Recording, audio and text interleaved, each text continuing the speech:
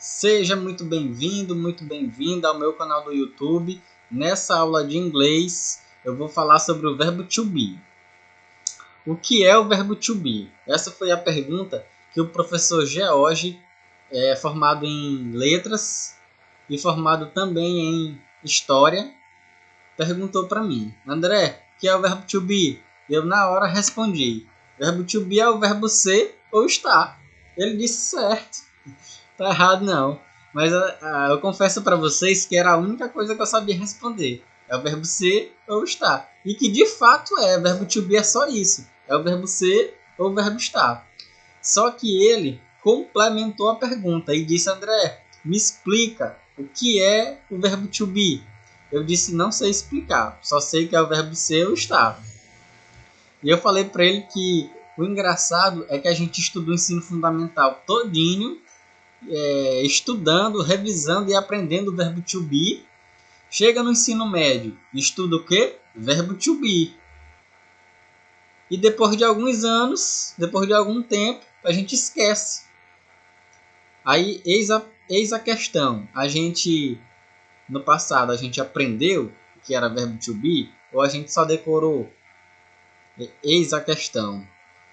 Se hoje eu não sei o que é o verbo to be, então no passado eu não aprendi, né? Então, ele me explicou o que é o verbo to be. Basicamente, o verbo to be essa pronúncia, ela não é fácil. Am, is e are. Porque não pode falar o som do E aqui no are, em português. No inglês fica are. Não pode falar o som dessa última letra, né, que é o E. Não pode falar are. Você que está aprendendo, eu já estou dando essa dica. O som do E é mudo, então fica am, is e are. E o is, tem gente que fala is, não é, tá errado, é is. E ele me explicou justamente isso que eu estou explicando para vocês. Isso despertou dentro de mim a vontade de aprender mais sobre o verbo to be. E aí eu concluí que, assim como eu tinha dificuldade com o verbo to be, eu não tinha aquele conhecimento solidificado dentro de mim, eu não tinha aquele conhecimento consolidado. Então eu imaginei que outras pessoas também não têm. Hoje, no ano de 2021, se eu for na rua e perguntar para uma pessoa: ei, posso te fazer uma pergunta? Pode. O que é o verbo to be? Provavelmente essa pessoa vai me responder ao verbo ser ou estar. E não está errado não, se a pessoa responder é o verbo ser ou estar. Está certíssimo. No português, a gente fala eu sou ou a gente fala eu estou. No inglês, é uma palavra só que na sua tradução significa duas palavras, o verbo ser ou estar. E aí, eu pensando dessa forma, resolvi colocar um vídeo no meu canal do YouTube explicando e desmistificando o verbo to be. Então, resumindo o que eu falei até aqui verbo to be é o verbo ser ou estar, isso está certíssimo. Qualquer pessoa que falar essa resposta está certa. Agora, no inglês, verbo to be é composto por essas três palavras, ou seja, essas três palavras: am, is e are. Para entender melhor sobre o verbo to be, o que eu pensei? Como é que eu uso o verbo to be? Então, no português, nós temos os pronomes pessoais: eu, tu, ele, nós, vós e eles. No inglês, nós temos I, you, he, she, it, we, you e they. Conjugando o verbo to be, fica dessa forma. Lembrando que essa conjugação na forma afirmativa Verbo to be no presente. A conjugação do verbo to be também está no infinitivo. Vou explicar o que é. Como é a conjugação? I am, you are, he is, she is, it is, we are, you are, they are. Aqui eu aprendi a separar singular do plural e coisas. Vou explicar cada um para vocês. O primeiro é a primeira pessoa do singular, eu. Então a gente pronuncia I am. O segundo, you are,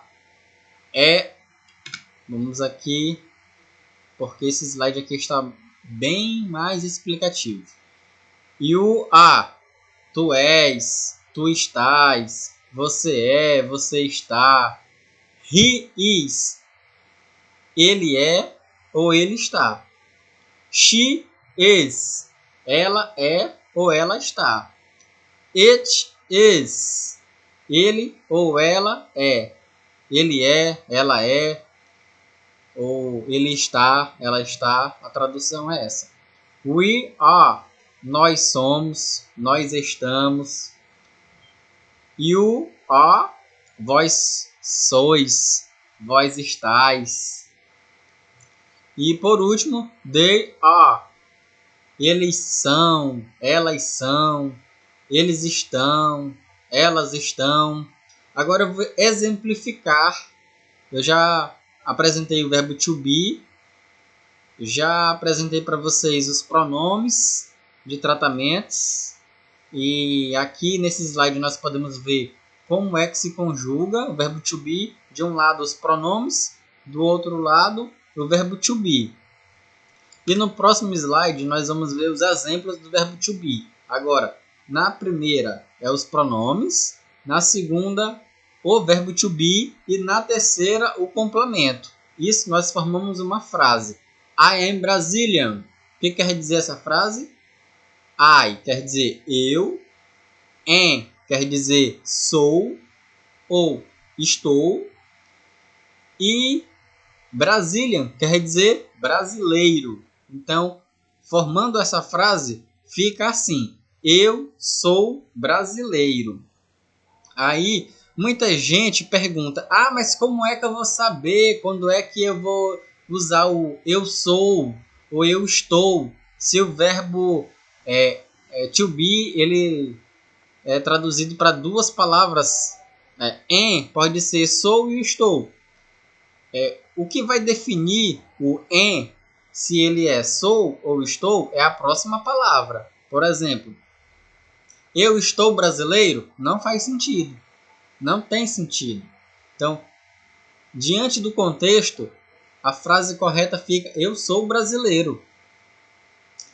No segundo exemplo, you are smart. Quer dizer o quê? Você é inteligente. Na terceira frase, no terceiro exemplo, he is tall. Quer dizer o quê? Ele é alto. No quarto exemplo, she quer dizer ela ou ele. Não, ela. Ele é o he, é o exemplo anterior. She é ela. Ela é beautiful, bonita. Ela é bonita. Próximo exemplo. It is a book. Este é um livro. O it, ele não é usado para homem ou para mulher. Ele é usado para coisas ou animais. Eu poderia dizer, um exemplo, usando um animal. Eu poderia dizer it is a dog. Este é um cachorro. O it é usado nesse contexto. No próximo exemplo tem we are happy. We, nós. Are, somos, é o verbo to be. Happy, felizes. Próximo exemplo. You are doctors. Vocês são doutores. No último exemplo, they are lovers. They are loves. Traduzindo fica eles são amantes ou elas são amantes. Bem, essa foi a minha explicação sobre o verbo to be. Espero ter ajudado a você a entender. Em resumo, o verbo to be é o verbo ser ou estar. Na tradução literária do inglês é am, is e are. E podemos formar várias palavras com os pronomes pessoais, mais o verbo to be e mais um complemento, mais um adjetivo, por exemplo. Formamos uma frase. E nesse vídeo é só. Obrigado pela atenção e até o próximo vídeo.